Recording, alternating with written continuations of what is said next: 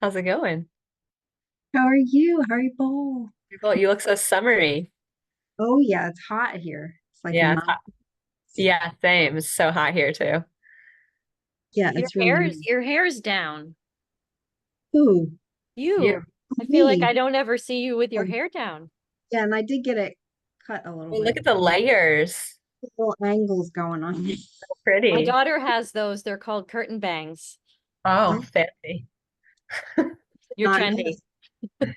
But long layers. I guess that like ages me or something. I don't know. Call them curtain bangs and see what people say. Okay, it's good to know.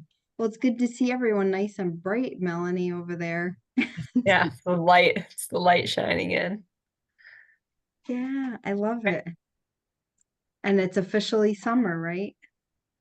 Fish, not yet. Oh, Tomorrow, Noel.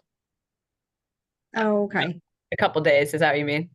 Thursday. Oh, I'm thinking of school. That's Are why. you out of school, Noel? Oh, yes. Yeah. Yeah. Today was my technical last day. Nice. Woohoo! Except for I Yay. had no internet at my house all day because they were working on it. So now I have to do some things in the morning tomorrow, but it's okay.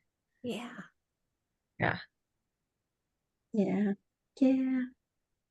But yes, the first day of summer is the 21st, I believe, or the 20th or Yeah. something. And then the full moon is Friday night Wow. for name. Yeah. Our kids are going to be wild. Summer solstice and a full moon. Well, watch out. No.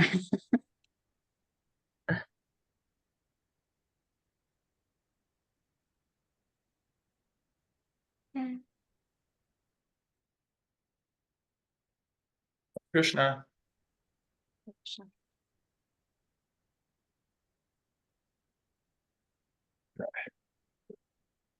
How is everybody? What? Hi. Hope Good to see somebody- everybody. Yeah, I think we have a pretty good turnout. How many people are there in Bhakti House? Just me and Eleanor Okay, and Lord Chaitanya. and Lord Chaitanya, of course. Okay. Um, Mel, would you like to lead kirtan or shall I? I can if you want me to. Yeah, go ahead. Okay. Let's have some kirtan. I guess I'll just say, because we started the recording, welcome to class number 4 of the Isopanisad. This is the fourth class. We're going to deal with verses 6 and 7 of the Sri Isopanisad. And we'll go into it after some short kirtan. Hare Krishna.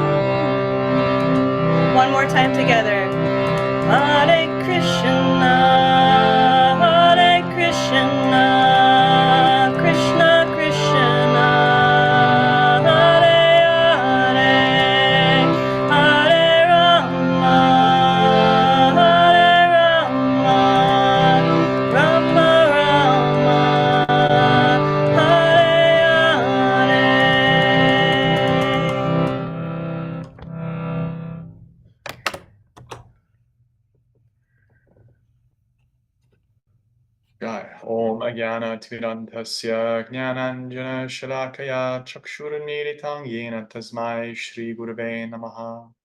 वाञ्छाकल्पतरुभ्यश्च कृपासिन्धुभ्य एव च पतितानां पावनेभ्यो वैष्णवेभ्यो नमो नमः। जय श्री कृष्ण चैतन्य प्रभु नित्यानंद श्री अद्वैत गदाधर श्रीवास आदि गौर भक्तवृंद। हरे कृष्ण कृष्ण कृष्ण हरे हरे, हरे Ram Ram Ram Hare Hare. Gaur Premanande Hari Bol. Hare Krishna. Okay. So we're on to verses 6 and 7. I know I always say this, but these are actually my favorite verses of this particular book. These two verses, they go really well together, which you would have seen if you read them already. And if not, you're going to see in a minute. And I just think they're beautiful and very practical. And well, we'll see more when we get to them. But let's start with some reflections. We had a 3-for-1 last week. We had verses 3, 4, and 5, and we had some really nice reflections in WhatsApp. So let's get at least a couple of reflections. Means anything you heard that stood out, or any application of the subject matter. It can be anything you already said in the WhatsApp. There's a lot of good stuff there, just to kind of get the ball rolling, or anything fresh.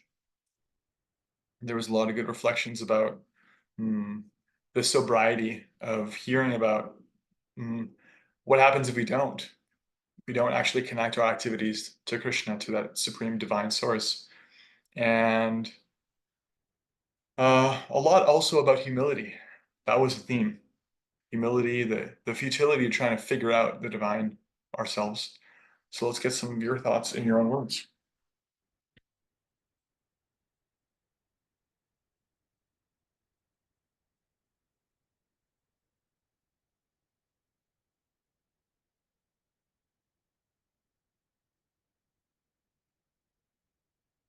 Reflection. I just think it's just a beautiful thought of how we have to become so humble and surrender so that we can make space to prepare for the knowledge that we're gaining about Krishna. We can't really learn that much about him until we make space and we can there. Just emptying that cup so we can fill it up. Yeah, there's a lot in those verses about especially verses 4 and 5, about how the Lord is swifter than the mind, even the demigods can't approach him, and his inconceivability. He walks but does not walk. He is very far away but also very near. So there's a way in which it's becoming clear to us. It's being explicitly clear. It's being made explicitly clear that we're aiming at someone, not even just something, but someone who's full of contradiction, who's above and beyond us. Prabhupada uses the example in other places in the books. Like in the Krishna book, he says, just like somebody cannot understand the life of their great-grandparent because they existed before they do. Similarly, for all of us, we're living in the material world, and the functions of time, the material energy, karma, all the different processes that are created in this world, they're all part of the time scale that we're existing in. And the Lord was existing before that. And in fact, so was devotional service, because devotional service is going on even in the spiritual planets with the eternally liberated souls. So it's not something we can figure out since it predates us. It's completely outside our frame of reference. And yeah, the conclusion is that humility. It's like, yes, all right, I can't build a ladder, can't climb a stairway to heaven. It's not going to work. And I'm endeavoring, not passivity. It's not futility. It's not hopelessness. But I'm endeavoring to attract the Lord's attention, because it's his attention and his mercy that will open the doors. Sometimes it's described in our japa, we're opening the door of our body to, still the body and still the mind, still the emotions. When we finally get to this last door, it's the door that opens from the other side. Only Krishna could open that door. We can knock on it, we can sit there, and we're chanting and calling his name, but we're waiting for him to open that door. And that's kind of the situation for us in bhakti, is that ultimately we make our endeavor and we're trusting. We're calling out, rather than slogging through and being the doer and figuring it out ourselves. Yeah, thank you for that. One more reflection, I would go Samyaprasa. please. Hi.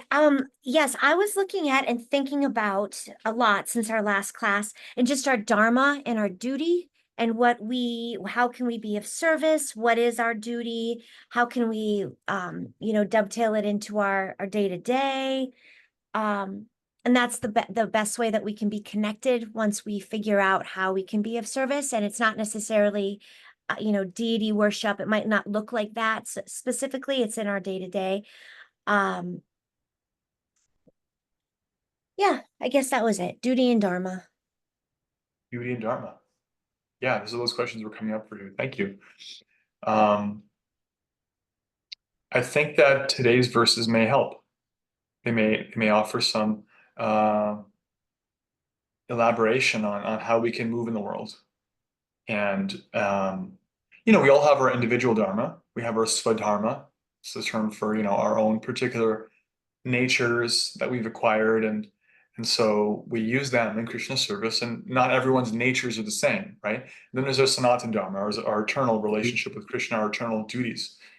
But aside from the general instruction of chant his names, and as you mentioned, like worship the deity, practice these angas, these limbs of bhakti. Um, how do we function in the world in the day-to-day, moment-to-moment existence we have, on a personal level, right? So I think today's verses, they help with that. They've helped me. Any more reflections? Let's get at least one more reflection before we go into today's verses. Anything from last week, or even just so far in the Isopanisad that's standing out for you in this moment? I can share that in verse 4, just that metaphor, you touched on it earlier about God is more swift than the mind and can overcome all others running. And I'm a runner, or have been in different periods of my life, and I just think about the metaphor of like how so many of us at times have sort of run away from our true nature, or run away from believing in this higher power. And in fact, what he really wants is us to run towards him, and embrace him. And it's so simple, but these are the kinds of like parts for me that really resonate, because it's just, the metaphor is so profound and so easy in a sense, but we make it so hard in our own existence to actually run towards God. Thank you. Running towards God, to the divine. I would say in this context, really, what I hear is like practicing bhakti, trying to be of service, trying to hear and assimilate what Krishna says for himself about himself, and put it into practice. Like, he says in the Bhagavad Gita, if you want to offer me a leaf of flower, food, or water with devotion, I'll accept it. And so there's like the external activity of offering food, and particularly like vegetarian sattvic food. That's good. But the main thing is with bhakti, with devotion. That's what he says throughout the scripture. That's what the devotees indicate is what matters. And so we're trying to, running to him like really means like trying to do that, trying to practice bhakti. And it's interesting because on the one hand, the verse says he can't be caught by the running. And in a deeper sense, he is caught. He's caught by the devotion of the devotee. He's captured by that. He's actually caught by that. It's not the endeavor. It's not the external that did it. It's not the running. There's no speed that can catch him. There's no measurement that, okay, now I'm like going at God's speed. No, it's like it's the internal thing of, are we actually trying to turn to him and call to him, and that's what he's sensitive to and turns towards. So thank you for that. All right, let's get into mantra 6, okay? So mantra 6, I'll share the screen.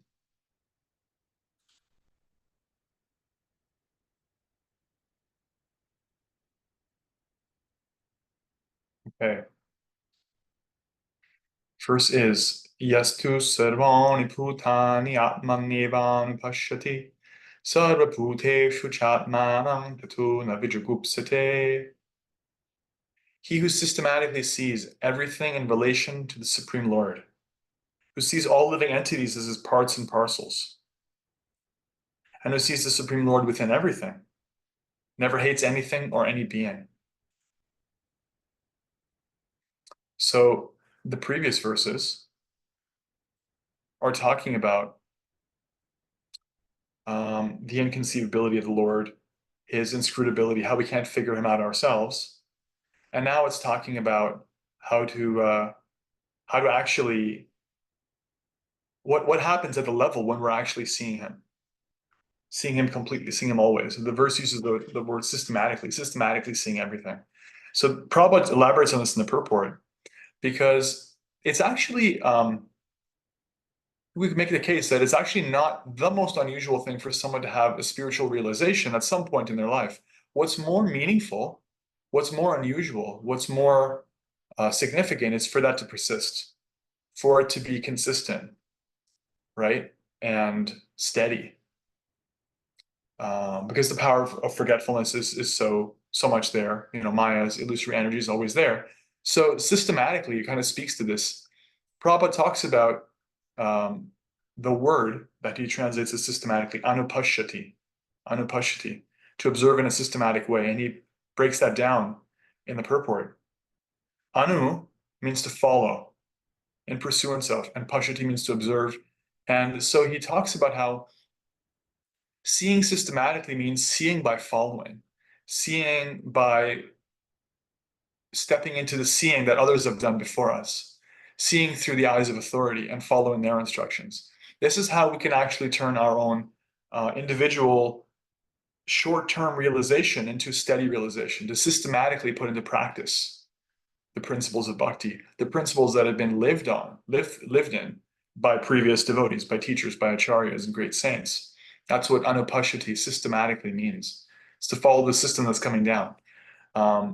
So this is important because I think, you know, it's not uncommon for people in bhakti who are taking this kind of class or practicing bhakti or come to, you know, an event or kirtan, to have had some sense at some point that, yeah, we're all connected, and I'm connected to the Supreme, and I'm within that, and it's within me. And that's actually what the verse is saying. Sarva bhuteshu chatmanam, that the Lord is in everyone, and everyone is in the Lord. The Lord is in everything, and everything is in the Lord.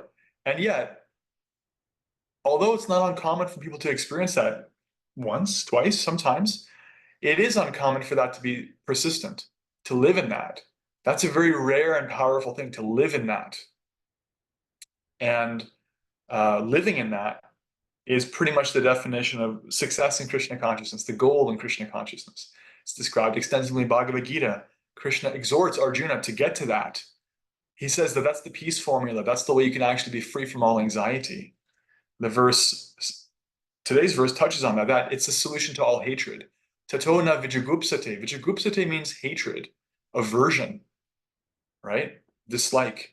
That there can be no hatred, there can be no aversion, there can be no that negative experience when we're fully Krishna conscious. And how do we get to that? Anupashyati, systematically following the previous acharyas. Otherwise, you know, when things aren't systematic, when it's not a systematic presentation of the science of the divine, the science of bhakti, the science of our relationship with the source, then there can be misunderstandings, and there often are. If somebody whimsically presents spiritual truth, perhaps they're motivated by something.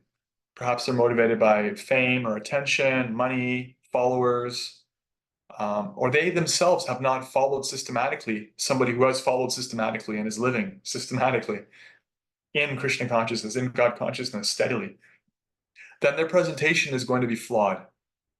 It's going to, at best, help people to come to a flickering, temporary understanding and not be able to maintain it. And at worst, it's going to actually confuse people. We find this sometimes. Self-made prophets, so-called incarnations. India has a common phenomenon of God-men, people who proclaim themselves to be the actually avatars of the divine, actually incarnations. And there are obvious material benefits to that kind of position, and that attracts certain people. And the message that comes when somebody doesn't follow systematically, when there's some other motivation, it's garbled. It's a game of broken telephone, and we don't actually make lasting, significant spiritual progress. So the verse, and Prabhupada's echoing the verse, really talk about the importance of following properly, following an authority who is actually followed, following an authority who's living the tenets of the scripture, and it's not just theoretical, and who's also following someone who's living the tenets of the scripture.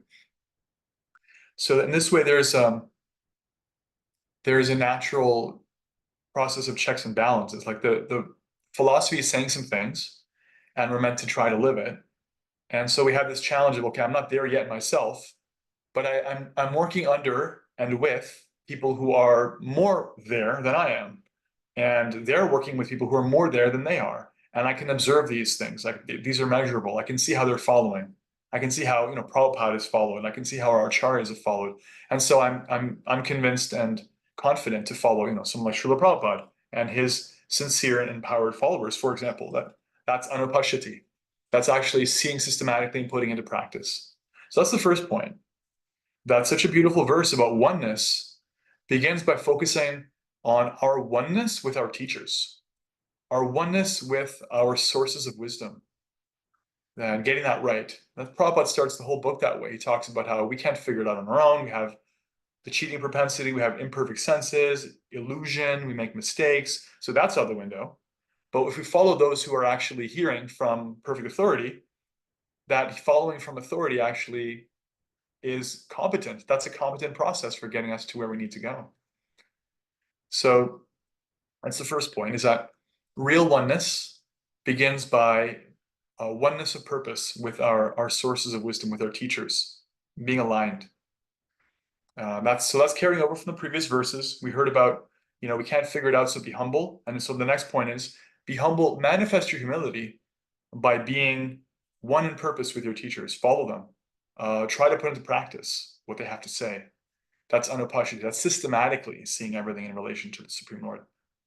And then beyond that, you have this beautiful expression of what happens. We see the Lord in everyone and everyone in the Lord, right? It means if you've ever had this experience or try to imagine, you see another living entity, and in seeing that living entity, you remember Krishna. Just by seeing that living entity, you're reminded of Krishna. And when you're with Krishna, you see how everyone and everything is connected to him. This is actually a partial description of the ongoing experience of the Mahabhagavata, the most advanced level of devotee. They exist like this. This is their vision. One devotee in our movement shared with Srila Prabhupada the description of Saint Francis of Assisi's realizations about oneness. He was very much, he spoke at length about this topic, Francis of Assisi. Of course, he's from the Christian tradition, and many of you may have heard of him. He's a famous personality. There's a movie about him, Brother, Sun, Sister, Moon, I think it's called. And there's a song in the movie by the same name. And that song and Francis of Assisi, his life, exemplify this mood of oneness, of seeing brotherhood and sisterhood in the natural world as coming from God. And when this devotee shared with Srila Prabhupada, this is what Saint Francis felt and believed. Prabhupada said, yes, this is actually the realization of somebody at the Mahabhagavat level. This is actually real God realization. To persistently be there, not just sometimes, not just when you're high, not with chemical influences or when you feel good, always. When you're actually being maligned, when you're somebody's enemy, you see your enemy as part and parcel of God. When you see your friend, everybody always. This is real God realization. And so the verse says, such a person who's experiencing reality in this way, tato na vijagupsate, they never hate anyone or any being. They don't have any enemy, right? They're never the enemy of their enemy. There is a description in the Mahabharata of Yudhishthir, Arjuna's older and senior most brother. Yudhishthir was the leader of the Pandavas, the 5 brothers, and one of his names is Ajatashatru, I think it's in Sanskrit, one whose enemy was never born. Because although he had so many enemies, people who considered him their enemy, he had nobody he considered his own enemy. This is a description of a pure devotee. In any tradition, they have no enemies. They exist beyond duality. They're no longer existing in a world where some people are my people, some people are not my people, and some people I haven't decided yet. There's none of this duality, black and white, good and bad. Everything and everyone always, they see Krishna, they see God in. That is a very beautiful and very much desirable position. We want that, to say the least. In Bhagavad Gita, chapter 5, text 29, famous verse, Krishna says the peace formula is, you see that I am the enjoyer of all sacrifices. You see, I am the Lord of all living entities in all lokas, all places, all locations. And I am the well-wishing friend residing in the heart of everybody. You see, like this, there's no more trouble for you. So this is the same idea. One who sees the Lord in everyone and everything, they never have the trouble of having to undergo experience of aversion, hatred. It's actually painful. It's actually a painful thing to have an enemy. It's a painful thing to think that somebody is of a different group than you. It's actually foreign to the soul because there is no such thing. We all belong to Krishna. There's no like, yeah, but you belong to Krishna, but I belong to like another deity. It's like, no, the source, whatever we call that source, is the same source. We belong there. Just like we're walking under the same sky. It's oneness. This is the oneness aspect of our philosophy. And that artificial division is very painful, actually. It's very painful because it is artificial. And so all of the experiences of sectarianism, all the experiences of division, all the ways in which we consider that somebody's with us or not with us, these are all actually aggravating. They're actually aggravating, painful, false levels of understanding. And getting over that is very much desirable, because after that, beyond that, in the place beyond that, beyond enemies and friends, beyond right and wrong, I think the poet Rumi put it, there is a place. And beyond that place is the place of oneness, where we're all connected to the Lord. And that's actually where Francis of Assisi was living. That's where all the great saints in any tradition are living. That's why they're so saintly. That's why they're so happy, because they're actually able to function in complete familyhood, sisterhood, brotherhood, always. Otherwise, any other conception of brotherhood, sisterhood is temporary and false, right? Like, I may think that my family is my family, but there are so many ways in which they cannot be. I can be let down by them. Then what happens? There goes my whole reality, or my ethnic group, or my gender, or my political affiliation. Like there's no material construct that actually persists. Only our eternal relationship with Krishna is always true. That's actually Sanatan, is actually permanent. So when we see in relationship to that, then we live on a steady platform. And there's not this aggravation of she loves me not. He loves me not. They're with me, they're not with me. You know? Was it George W. Bush? If you're not with us, you're against us. This is like the rallying cry of politicians everywhere, of the materially entangled. The rallying cry of sectarianism. So to that end, I'm going to read a little bit from the purport, because Prabhupada, he talks about the levels of devotees, which we also did in Nectar of Instruction, but it's nice to reiterate. So in this purport of 6, verse 6, he talks about first the Kanishta Adhikars, the lowest stage of realization. He says, those in the lowest stage of realization go to a place of worship and worship there according to scriptural injunctions. Devotees in this stage consider the Lord to be present at the place of worship and nowhere else, right? So whereas the verse is saying the Lord is in everyone, at the lowest stage, the Lord is only in one place, right? Very narrow. Prabhupada continues. They cannot ascertain who is in what position in devotional service, nor can they tell who has realized the Supreme Lord. Such devotees follow the routine formulas and sometimes quarrel among themselves, considering one type of devotion better than another, right? Considering one type of devotion better than another. This is probably very poignant for those who have dealt with people who are at that level. They're very narrow.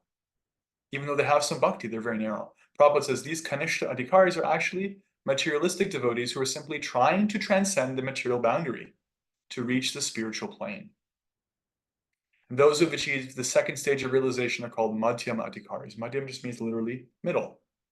And as we talked about in the context of the Nectar of Instruction, verse 5, the Madhyama sees 4 categories. They see the Lord, they see the Lord's devotees, they see the innocent, those who have no knowledge of the Lord, and they see those who are averse and have no faith and actually are our hatred or aversion to those in bhakti.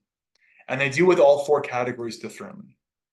They have, Prabhupada says, they adore the Lord. The Madhyam devotee adores the Lord, considering him the object of love, makes friends with those in devotional service, tries to awaken the dormant love of God in the hearts of the innocent, and avoids the atheists or those who are averse, who deride the very name of the Lord. And above them is the Uttamadhikari. The Uttamadhikari is the person who sees no difference among anybody, no matter what the difference is in their body, because they can always and systematically see the soul. So for those of us who are not there yet, Uttamadhikari is a very high platform. We're meant to try to put into practice the life of the Madhyamadhikari, to put into practice seeing the Lord, practice dealing with the devotees accordingly and appropriately, practice dealing with those who are innocent, practice dealing with those who are averse. Practice makes perfect. This is part of systematically, is that this is the system, is that don't restrict yourself to being a materialistic devotee, being narrow-minded, being a bigot, being stuck on the material platform. I'm Christian, I'm Jewish, I'm a Hare Krishna. Don't be stuck there. Come to the platform of actually functioning maturely with these four categories. Practice love for Krishna. That's so much of what we do. We practice bhakti, we practice chanting with love, practice reading and hearing with love, practice seeing the deity with love. What else do we do? We practice dealing with the devotees with friendship. Much of it was made of this in the Bhagavad Gita, but also Nectar of Instruction, I was going to say. Verse 4 and 5 talked about, and 6 talk about relating to the devotee. We talked about this at length not long ago in our Nectar of Instruction classes. This is practice. We're practicing having friendship with the devotees. Practice seeing others in terms of their relationship with the Lord. This person has an unformed relationship. They are not averse, they're innocent. I'm dealing with them in that way. This other person is not ready. They're not ripe. Leave them on the vine to ripen. This person is averse. That's okay. I have faith that they will get what they need. I pray for them. I have care for them and compassion from a distance. I don't try to force anything down their throat. They're not ready for that. And by practicing this, we're following systematically. That's how we get, actually, to the topmost stage. And at the topmost stage, we see everybody always in terms of their divine spark, and we try to do good for them, and we're empowered to do so, right? Does that make sense? So let's take some comments, questions, or reflections on the 6th verse before we move into verse 7. We heard about systematically seeing, what that means, following from authority, this following process. And we heard about the peace, the joy that's there when we actually do see everyone and everything in relationship with the Lord, what that oneness feels like, and how to maintain that by practicing acting in the middle platform until we come to the topmost platform, the platform of the Prabhupads and the St. Francises, who consistently always see the brother, sun, sister, moon, everything in relationship to the Lord. It's actually an ecstatic experience. It's an ecstatic experience. So let's take some reflections on that.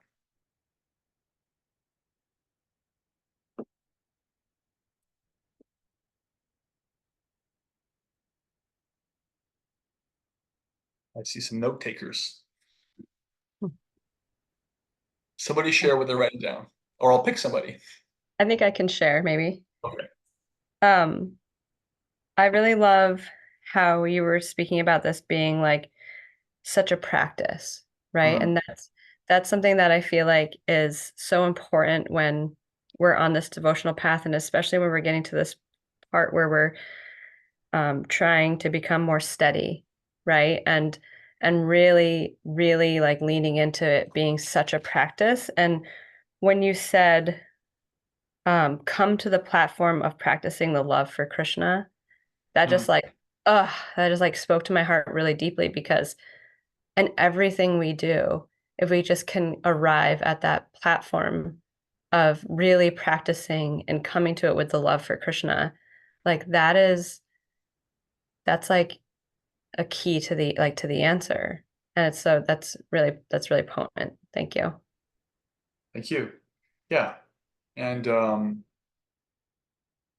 yeah, I think Prabhupada,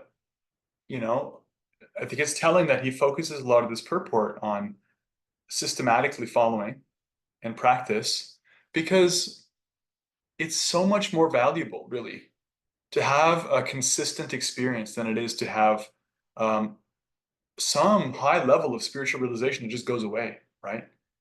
Because we're formed by our habits. We're not formed as much in some ways by the high watermark of our spiritual realization. We're not formed by like whether you once upon a time really felt that we're all connected. We're formed by what you do about that, right? Just like in a relationship, mature relationships aren't formed by like, yes, this person like truly adores me sometimes. This person is crazy about me on Tuesdays, alternate Thursdays. No, it's like, how do they show up moment to moment, right? What do they do about that? Not even that they're successful, but they try. They try to do something about that feeling inside them. They try to actually put it into practice. Systematically means like, yeah, it is true. And I'm going to try to do something about that. I'm going to try to practice bhakti. I'm going to try to deal with devotees with friendship. I'm going to try to work on the thing that's in front of me right now, to purify my heart, to develop my relationship with Krishna that much more. I'm going to try with that more. And that practice speaks. It speaks to the beloved. It speaks to the partner. That's what really forges and strengthens relationships. Like, they're really trying. They're not perfect, but they're trying. It's like nobody's perfect in relationship to Krishna, because we're all trying to come at him from our own imperfect, flawed, like temporarily conditioned situation. So by definition, we're not perfect. We're dealing with all these imperfections temporarily. However, A, he's perfect, and B, just like in any relationship, it's the consistent thought and effort that counts. So this trying to practice bhakti really means a lot to Krishna, really means a lot. And that's what Prabhupada is stressing for us as the vehicle to take us to the highest levels of realization, not some kind of very like flowery or beautiful description of like, yes, oneness and it's beautiful. It's like, yeah, but how do you live in that? It's by practice. Thank you.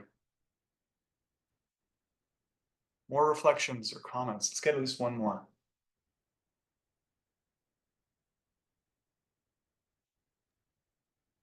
Leanne. I really enjoy hearing that about oneness begins with the source of being one with our teachers. I think that's something that through like yoga training and things like that I've always tried to cultivate and in certain classes and things. So I'm noticing that that's coming into play, I think, a lot more now, as we're like sort of sinking into the steadiness of the practices. Thank you. You're welcome. Yeah, oneness begins with oneness with our teachers. I'm glad you appreciate that. Yeah. And I've talked a lot already tonight about oneness with our teachers by following them, and that's very important. And it's also a thing of like, also there is, when you're one with your teachers, then you actually inherit, you actually are bequeathed their spiritual realizations, because as the Chaitanya Charitamrita puts it, the bird flies as high as it can in the sky. It's defined by how high it can go. Everyone flies as high as they can. We have our own adhikar, our own qualification.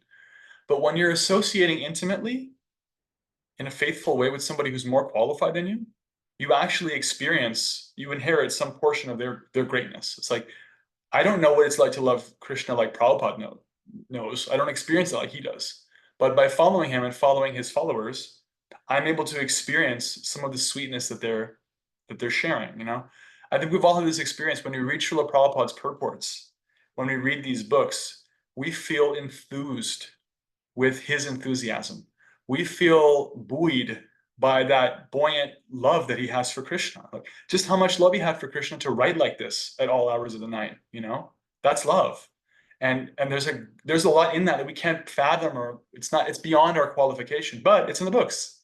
Prabhupada says these books are my devotional ecstasies. right?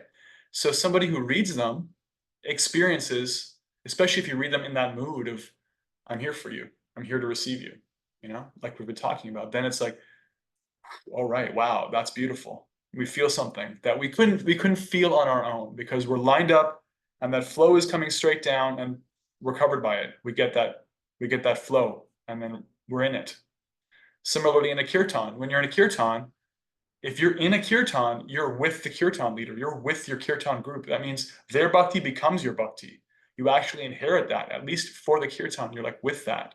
You get to feel that, right? So it's this it's both things. It's this strict intellectual, disciplined, rigorous, yes, I'm following my teacher, I'm not going to like deviate from them. And it's also very soft and very feminine and very emotive. It's like, yeah, and I'm with them, I trust them. And so when they have these realizations, it comes out in their words, it comes out in their behavior, it comes out in their books, it comes out in their kirtan, and I get to feel that, even though it's way beyond my pay grade.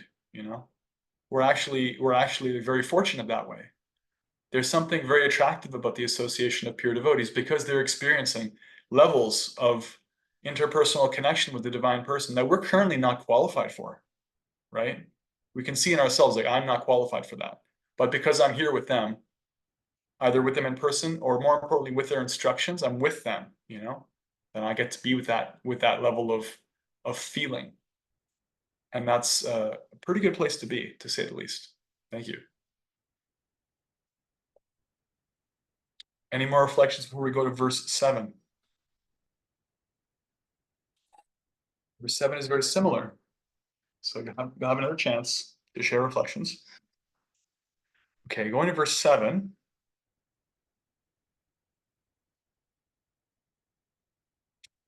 I'll share the screen. Yasmin sarvani bhutani atmaiva bhudvijanatah atra ko mohaka shoka ekatvam anupashyatah. There's that word again, anupashyatah, to see through authority or to see constantly. Translation: one who always sees all living entities as spiritual sparks, in quality one with the Lord, becomes a true knower of things. What then can be illusion or anxiety for them?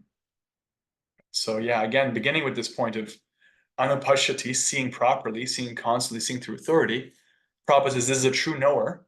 They always see in this way. And then for them, no illusion, no anxiety. So this is again speaking to that experience, the experiential aspect of what it's like to be there. So there's a nice word in this verse, ekatvam, oneness in quality. So just like we've been hearing in Bhagavad Gita, in the Nectar of Instruction, we're going to hear in every one of these books. This is the refined understanding of our philosophy. We're one in quality with the Lord and separate in quantity. Just like a drop of water in the ocean and the full ocean, just like a spark of fire and the full fire.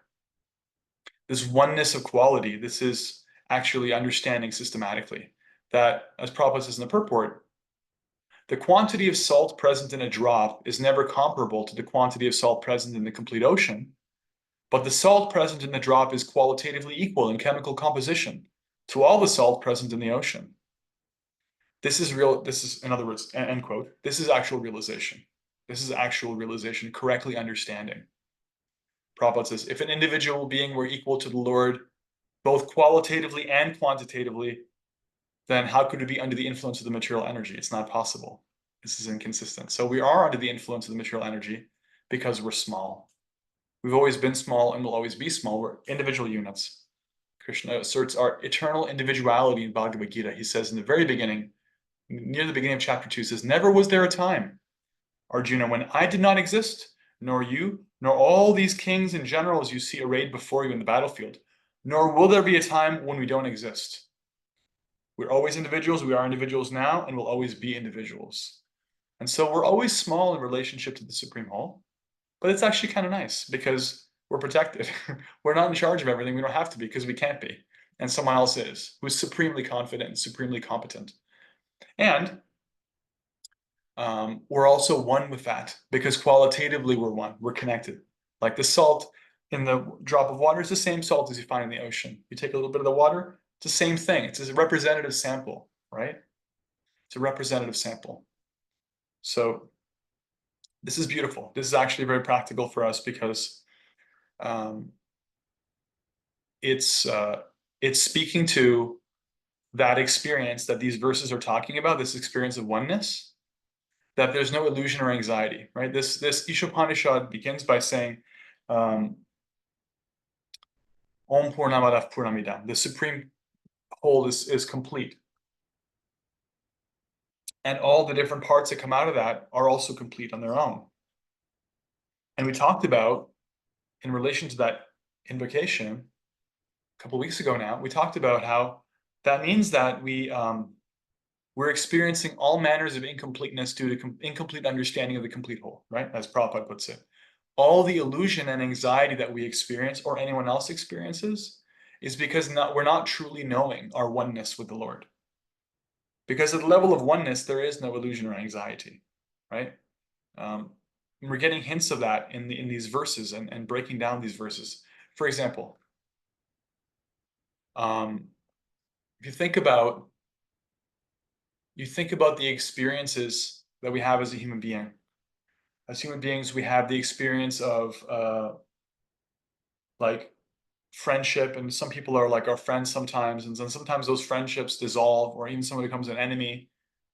And you have these experiences of different groups, different ideologies. There is a lot of anxiety in that. There is a lot of illusion.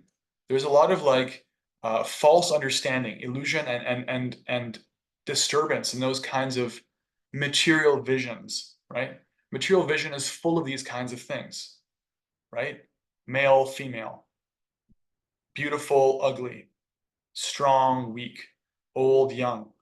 Like all these things create judgment, create like false values we attribute to ourselves and to others based on the body, based on beliefs, based on politics, based on age, based on language, based on you name it, all these things that are temporary. So there's so much illusion based in all of that. And as soon as all that's taken away, no illusion, right? As soon as there's oneness, as soon as there's a realization that old, young, beautiful, ugly, doesn't matter, this person is my fellow part and parcel of Krishna, all that illusion drops away. And all the anxiety that's there around that illusion, all that anxiety of like, oh, they're my friend, they're my enemy. Who are they? Are they for me? Are they against me? Can they serve my purposes? Are they against my purposes? All that falls away when our purpose is really just Krishna's purpose. We're aligned with his purpose. Otherwise, there's all this anxiety because we have a false and separate purpose, right? So it's motivation, actually. If you're not there yet, if you're not always situated in oneness, these verses are motivation, because it's saying, what then can be illusion or anxiety for you when you're at that stage? It's like we're actually promoting a system for people to get permanently free from all anxiety. And the only way to do that is to be situated in God consciousness, because at that level, all the sources of our anxiety are revealed to be false. All the ideas that we hold on to divide ourselves and others into false categories, they're revealed as false in the light of the truth. And the truth is that we're actually connected. So we can't do this intellectually. You can't figure out that this is true and stay in that. You have to actually see the positive, right? It's not enough to break down illusion A, now on to illusion B, then on to illusion C, then D. Oh, A is sprung up again. It's like a game of whack-a-mole. You can't beat that. You can't defeat all the different illusions by whacking all the different moles. That's not how it works. You have to actually see truth. You have to experience truth. When we're Krishna conscious, when there's light, the shadow recedes. All these false ideas cannot stand in the face of actual experience. So this is motivation. It's like, okay, yeah, I did have that experience once, and it was great. And sometimes when I chant good rounds, I also experience that again. Yeah, this is motivation. I want to live like that. I want to live free from anxiety. I want to remember that I'm connected to Krishna, and all of my friends and all of my enemies and everyone I haven't met yet is also connected to Krishna. I want to be in that. This is nice motivation, actually. Really, really speaks to the soul. I will say on that point that I experienced that people who come to these classes, people who are inquisitive about bhakti, they're sensitive. They're sensitive souls. Everyone's a sensitive soul because we're all, living sentient beings, but they've come to a level, you have all come to a level where you feel things deeply enough that it bothers you. It bothers you that there's disconnection and you want more connection and you feel the lack of that, right? So there's so many people out there who don't necessarily feel that, or they do, but they forget about it. They suppress it. So they're not ready for a class. They're not ready for bhakti as much. But everybody who comes and stays, they're ready for that because that's something we all have in common. That's why, you know, that's why like movements and social and political kind of agendas exist because people are motivated by we're actually all one. How can we create oneness? This is a deep drive in the soul. We want oneness, right? We want justice. We want equity.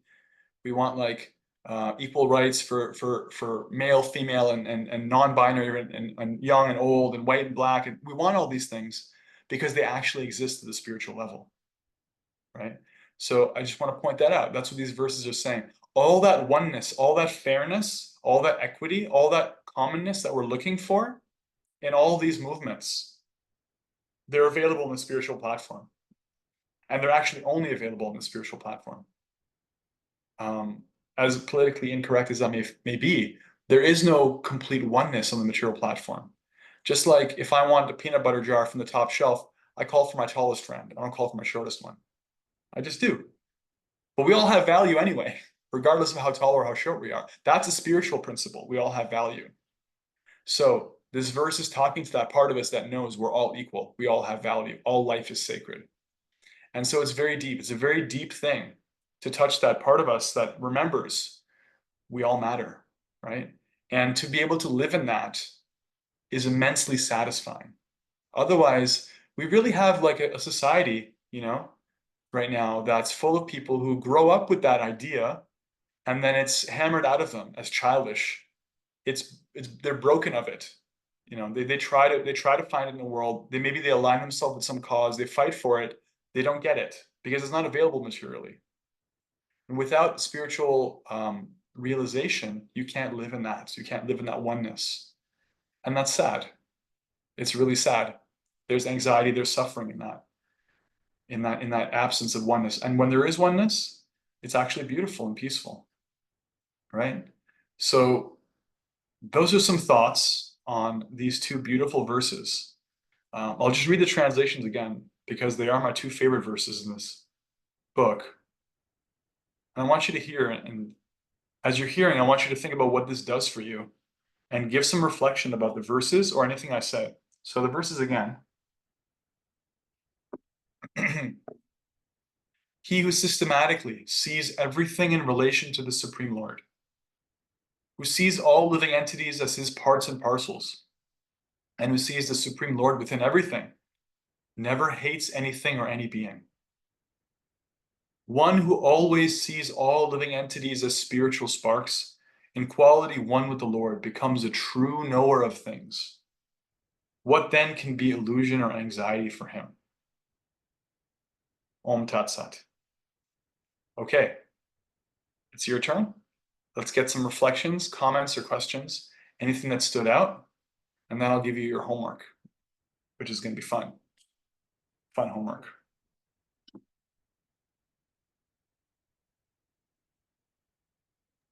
I have kind of a question. Yes. So I'm experiencing difficulty with my boss, right? And I try every day to think about him as a spiritual spark and try to see, he's going through some problems, he's having a hard time, he's projecting.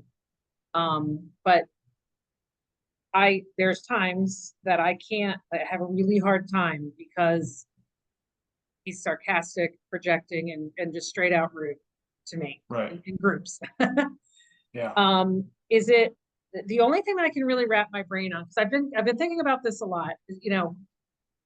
Is it enough to say at this stage of where I am in my development to say, okay, maybe Krishna's using him to help me make my decision, for instance, about my job change? Like, is it enough for me to say, okay, he's a spiritual spark. He's not the kind of person that I want him to be right now, but maybe Christian is using him to help me get where I need to go. Is that enough of an acceptance of him as a spark?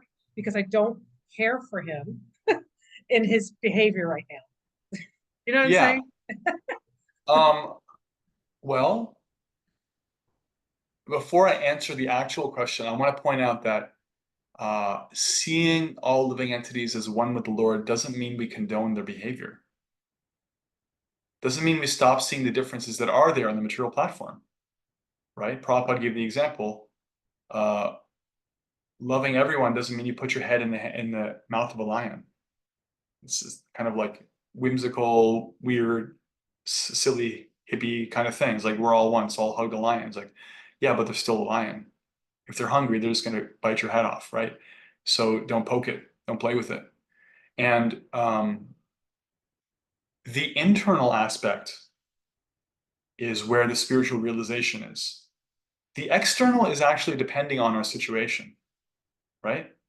So depending on the situation, well, I'll start from the internal. Everything starts from the internal. Internally, we can practice, and we should practice, seeing people in relationship to the Lord. I remember when I first started coaching, my first client and my first session with him was talking about his work, and he had challenges at work. Turns out it's not just you, it's all of us. It's like, yeah, classic, right? So I shared with him something that I do in my life, and he told me that he loved it because he put it into practice. That this is worth our work together just to learn this. Do you want to know? Okay, because I like you, I'll tell you. I'll tell this to anybody, actually. This is really simple and easy. When you wake up in the morning,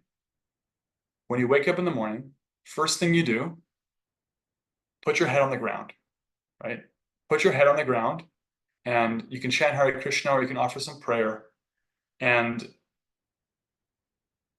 ask Krishna to, like, basically thank Krishna for the opportunity, for the day, for service, and vocalize that you're here for it. You're here for service. You're here for service. You're not here for anything else. Because whatever you do first thing in the day starts your whole mood of your day. Like, you wake up with a bad dream or a good dream, that's your whole mood if you're not careful, right? It just depends on where you're at. Like, you twist your ankle on the way to the bathroom, that's it. It's a bad day, you know? It's like if you check your phone and get like all the trashy permanent 24-hour news cycle bad, you know, CNN's like epidemic updates, like, yeah, that's going to define your day. So don't do that. Put your head on the ground, chant Hare Krishna. Literally put your head on the ground. It's in Shastra. It works. It's visceral. And then chant, pray, and ask for that empowerment to start your day in a mood of service. And then do what you can to have a spiritual practice in the morning, right? After you've gotten up and brushed your teeth and did your thing, you know, to cover the, like, your basics, sit down and do your chanting. Do something that you can do in the morning. Maybe you can't do all of it because you got to get to work or whatever. Do something. Try to front load your day and lean into that practice time and have it be the same prayer. Please help me. Because then when you go to work, you're armed, right? Imagine going to war without armor, without a weapon. You're easy pickings. Maya's just going to pick you off. You're lame. You're going to get called out of the herd. Don't be that. Don't be the weak one in the herd. Be powerful. And power doesn't come from arming yourself. It comes from going to Krishna and asking for help. And doing that, he arms us. He gives us strength.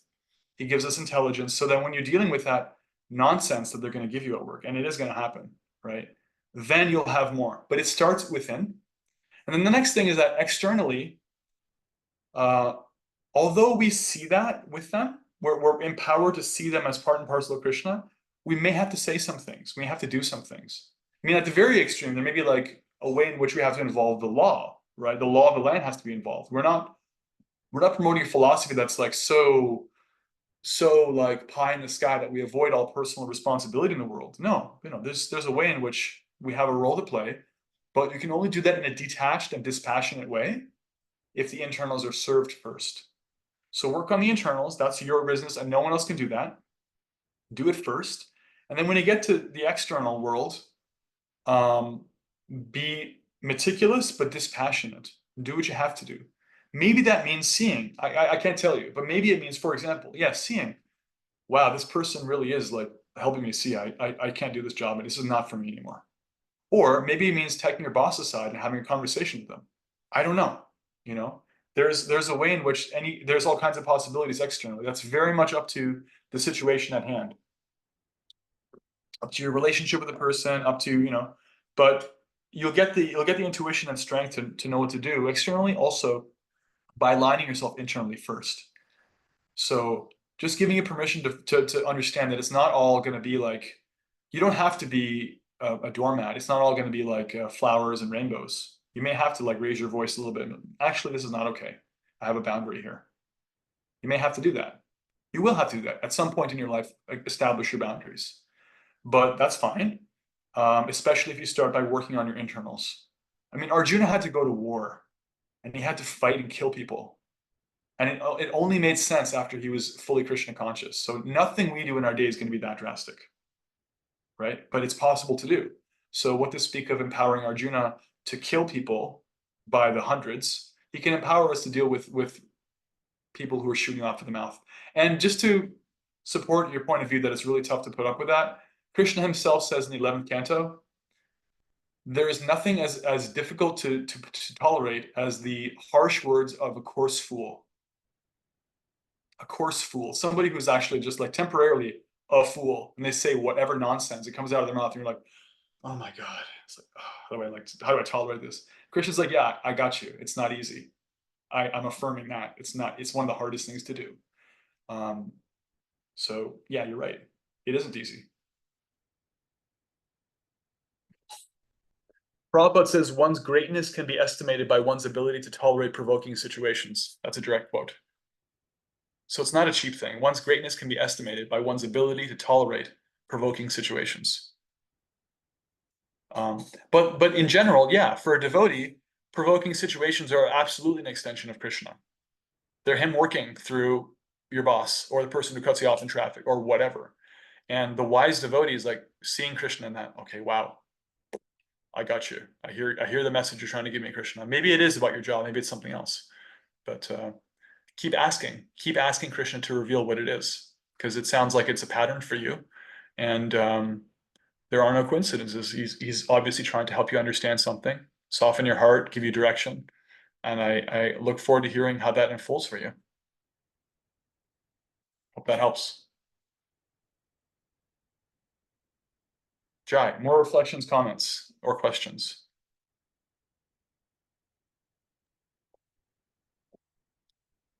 Shalmi, I loved what you said about absence of oneness. With the absence of oneness, there's suffering, which is like so obvious, but like always being able to, that true knower, like knowing that Krishna is in everyone and everyone is in Krishna, then you can be without this illusion and anxiety, which means like you have this like peace and clarity, and you have this like connection. You're like remembering all of this. Because for me, like what you said earlier about like forgetfulness, like you can have so much forgetfulness if you don't do something consistently, if you don't have, like connection with the Shastra, your teachers. Yeah. Like just like knowing that like if we like can think about this all of the time, like if we can like remember this to reconnect and remember, and that will really just like bring us this like peace. Yeah, thank you. For devotees, we realize that remembrance is joy and forgetfulness is suffering, fundamentally. Bhaktivinoda Thakur prays this way in his songs. He says, I will not accept even the post of Brahma, the most empowered deity, demigod in the world, if that post involves forgetting you, Krishna. I would gladly be an insect or a dog at the house of a Vaishnava, because they will keep me in Krishna consciousness. I would prefer that. Anything but forgetfulness of you. Because when somebody tastes that, when somebody has that experience of Krishna consciousness, they don't want to lose that, because it's true and it's real and it's supremely satisfying. And so remembrance is joy and forgetfulness is suffering. And these are verses about the state of non-forgetfulness, the state of existing steadily remembering Krishna. And even if we're not there yet, It's beautiful to hear that, necessary to hear that, because it's necessary to know it's possible. It's inspiring, and it's a reminder to keep working, motivation to keep working, to get to that and stay there. Because nothing else is going to cut it. Really, nothing else is going to cut it for us. It's not once you've tasted that. We've been hearing in the Friday Bhagavatam classes in the morning program this section of chapter 5, first canto, about how even if somebody leaves bhakti, they're haunted. They remain haunted by the rasa, haunted by the taste of what it's like to serve Krishna and have him receive your service and to receive him back. That's haunting. It's like a love affair that won't die. It's like it's considered like a ghost. It never leaves you. And so it is supremely satisfying. It's also supremely true. Like, unlike any contrived romantic, temporary situation, we can kind of like jury rig and like jam together like two jigsaw pieces that don't really belong together. We can force them together, falsely belong to this person. They falsely belong to me. No, we actually belong to Krishna. It's actually a smooth fit. And so it's the supreme love affair, the love supreme. And when you have that, you don't want to lose it, and nothing else can replace it. Thank you. Jai. Any other reflections or questions? Anything that stood out?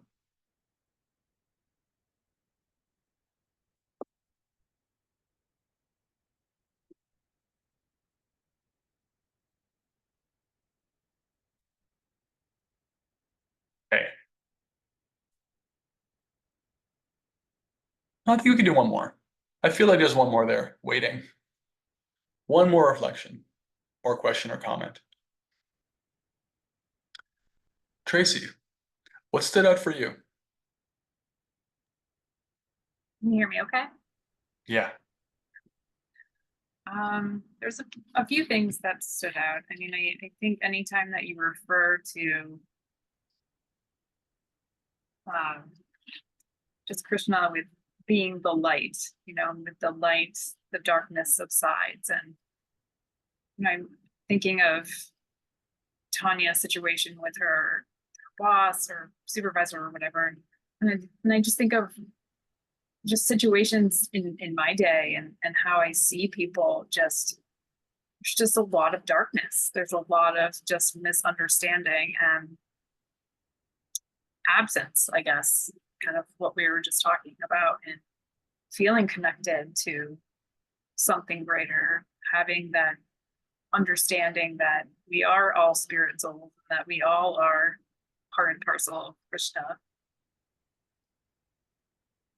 And it does relieve or alleviate anxiety and really puts into perspective how illusion does play a major role in life. Yeah, it's very true. It's a very sober understanding and very important to remind ourselves, because as the Chaitanya Charitamrita puts it, Krishna Surya Sama Maya Hoy Antakar, Jahan Krishna Tahan Nahi Maya Atikar. Krishna is like the sun and Maya is like darkness. Wherever there is sun, there cannot be darkness. And so wherever there's Krishna, there can't be illusion. But this world is full of misunderstandings, and people are suffering because of it. And it's not like we're disconsolate about that and we become like hopeless. It's just motivation for us to take that light into our hearts from our practice as much as possible, especially early in the day, so that wherever we're going, we're carrying that light with us. And it's illuminating our path, and it's also acting as illumination for others. Whether we intend to do that or not, it just is.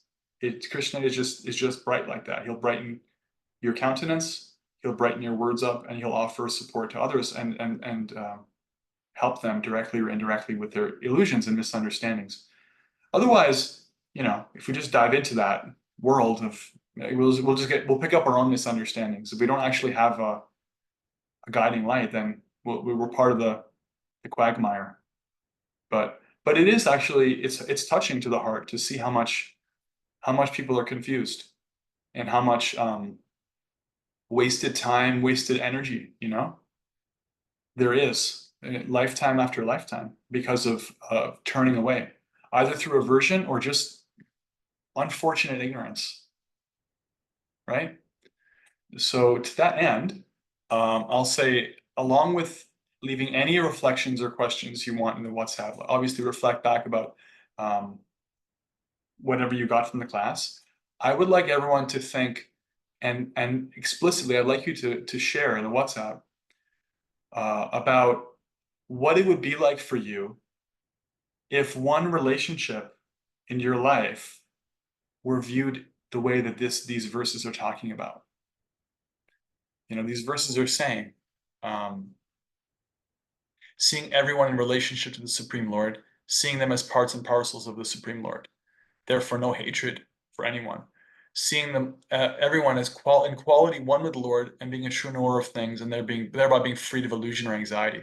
So I want you to describe what it would be like for you if in one relationship in your life, even in one specific aspect of that relationship, you had this, what that would feel like, what that would mean for you. You know, anything around that, whether it's what do I need to do to get there, or this would be so wonderful because, or this is what I'm struggling with, and I know it's because I'm not seeing them in relationship to Krishna. I want you to take something, a real relationship from your life, and share in the WhatsApp about that. Try to connect that relationship from your living, breathing life to what this verse is saying about relationships, about seeing people. And it's going to be a rich source of realization, I feel.